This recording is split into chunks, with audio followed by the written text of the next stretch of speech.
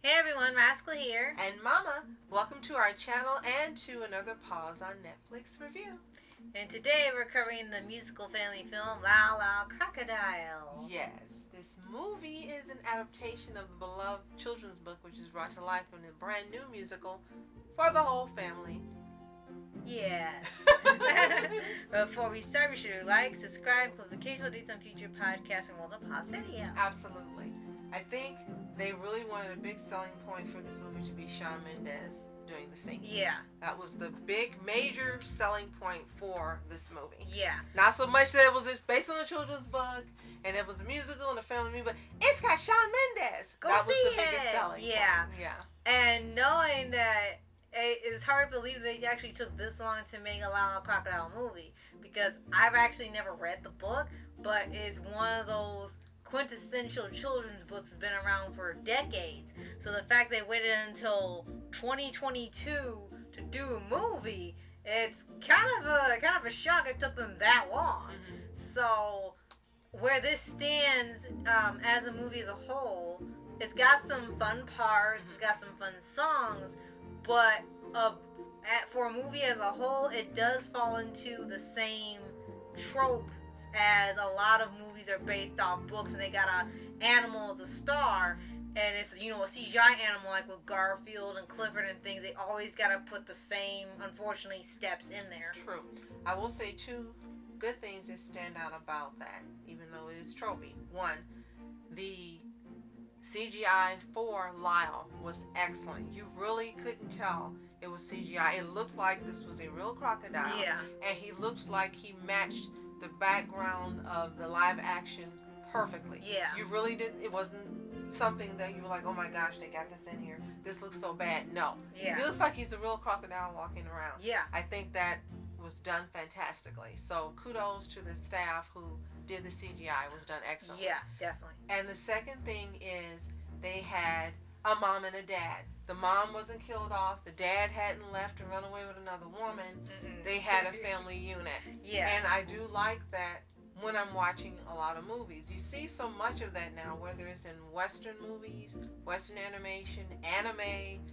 It doesn't matter. You see so much of that being done. It's nice just to see family units. It doesn't matter how many kids there are.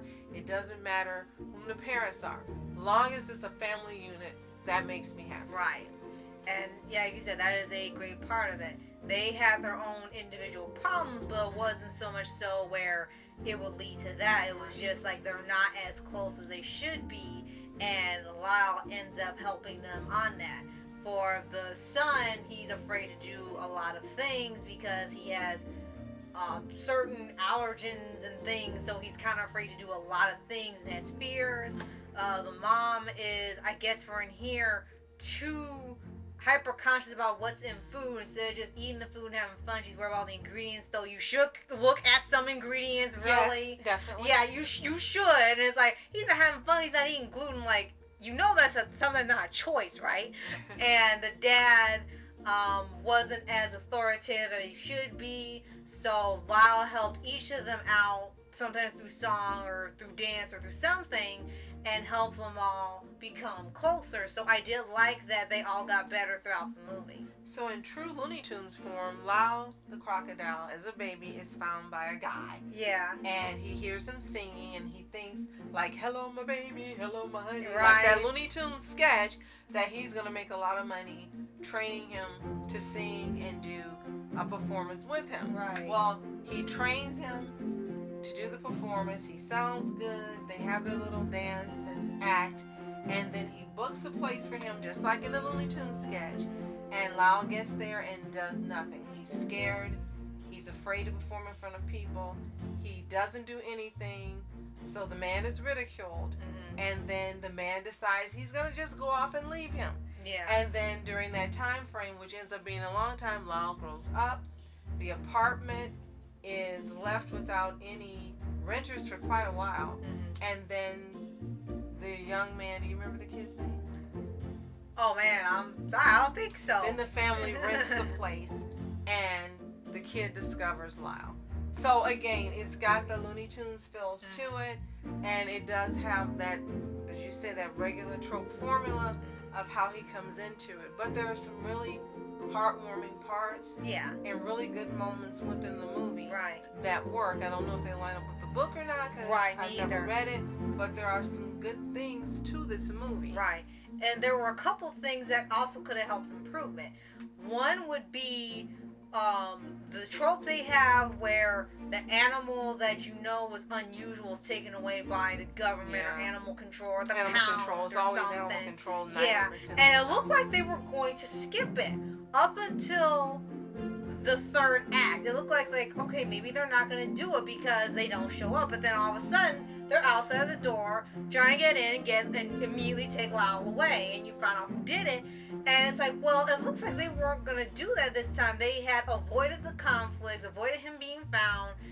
He wasn't public, so it kind of felt like, hey, maybe they're going to skip it. And then they decided, okay, we got to throw it in because it's part of the film. We need a conflict. And they put it in the third act, and I think it would have done much better if it hadn't been there. Right. Absolutely. And then the second thing is how they resolve Lyle's stage fright, which is a bit odd because it takes place in modern day, and they have the internet. They talk about TikTok and things, of course. So they want him to face his fears on stage on one of those talent shows, so he sings in front of everybody in the TV, but he only sings in front of the family. And to me, it's like a really easier solution to me would be to film him on a phone or a camera, and it's only the boy or the family, and then post it online, and then Lyle goes viral. Right. That would immediately take her to stage fright because he wouldn't have to worry about performing in front of a group of people. He could perform in front of millions without ever having to see them. That would have solved the whole thing right there. That would have been an interesting movie too. Yeah, it's like, oh, this crocodile went viral and he can sing and dance and he doesn't have to see anybody else but the family. He does it on the phone and that took care of it and he wouldn't have to be afraid. But they had to go in front and face your fear and have the big moment. It's like, oh, you could have done something else with that. True. Now, I do like that Lyle, despite all these things that have happened, especially being abandoned, he still remains congenial and friendly and caring. And I do like that it remained that way. I like that it didn't make him become bitter and hate humans and all of that. Right. It didn't happen. He kept singing. He kept having hope. He kept, again, being friendly and congenial. And I do like that part about the story. Because, you know, that's another trope that they didn't actually use. Yeah. Them become bitter and hate humans and attack and all of that. And then someone comes along, calms them down. You know, tired of seeing that. And they didn't do that in here. No. And I really like that they kept it the way they did. That's true. Oh, and something that's really big for us watching it is that when we were watching the trailer, it felt like one sort of different plot. But then we watched it and we found out, like, he didn't talk, but he could sing and he could speak through the song. Right. And he was hiding from people and things. And then we realized this is a Monster in Paris live action, or I like to call it a crocodile in New York. Like it was literally the same exact movie. So it was almost like ironic watching that. We've covered a Monster in Paris, so it was almost ironic to see that movie, and in this movie it's like it's the same plot. Well, they did have two big stars in this movie, Javier Bardem. I recognize him, although he was almost unrecognizable. Of course, he did a fantastic job. He always does. There's also Constance Wu, who was in here playing the mother from the Crazy Rich Asians movie and other movies as well. But she played the mom, and she did a great job in here as well. She has an affinity for playing these type of characters, so she was outstanding in it as well. The young man, I know we've seen in other movies, but we didn't look up what he's been in. Yeah, he looks so but we've seen him in at least one other movie. If you guys know what movie he's been in before, let us know in the comments below. But we've seen him before. We kept saying we know him, then we forgot to check it out. Yes. But the cast is really good. Shawn Mendes, of course, sounds good. Right. One thing that I was disappointed is the songs didn't stand out. I was waiting for that one song that was going to be a huge hit, that stood out, that really just summarized or encapsulated what the movie's about. And that happens like with movies with Encanto and other movies. And this movie was missing that. And I wish that they had that. I think if that movie, this movie had that, it also would have been more widely watched. It would have been more talked about. You would have seen more promotion on it, and people just saying this movie is great, and the song becoming something that draws you to it. But they didn't have a standout song, and that was really disappointing. I kept waiting for it. Yeah. And I have an affinity for choosing a song, not knowing, but I have the affinity for choosing the song that's going to be a hit. Rascal will tell you. Yes. And I kept waiting, and we got to the end, and the final song, and I'm like, they don't have a hit song. And I think the issue with that is that a lot of the songs really sound the same. They all had the same tune, the same tone. Lyle sang a majority of the song, and you had maybe one or two people come in, but he sang the whole soundtrack. The only one I think they were attempting to say was the main one was On Top of the World, which sounded nice, but it wasn't the one where it was so catchy you could hear that in your head after you finished it. Right, and again, had nothing to do with Shawn Mendes. He sounded fantastic. The songs were good, but you wanted that one I personally wanted that one standout song, and unfortunately I didn't get it. I was disappointed in that. But the songs themselves, they were really nice. Yeah, they were.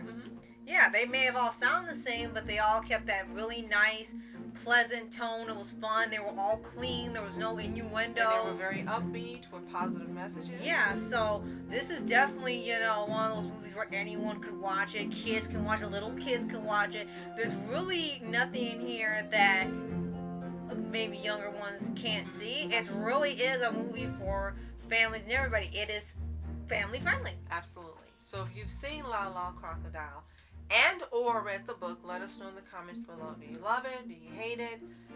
Do you wish there had been a hit song like we do? Let us know. And if you haven't seen it, it's available exclusively on Netflix. So go over to Netflix, give it a watch, and come back and let us know what you think. Yes. And if you haven't already, subscribe for updates and weekly videos on your favorite anime series, anime shows, and all things animation. Absolutely. More Paws on Netflix reviews. Thank you so much for watching and listening. We appreciate you so much. And if you want us to check out your channel, leave the name below. Better get a link. We'll check it out.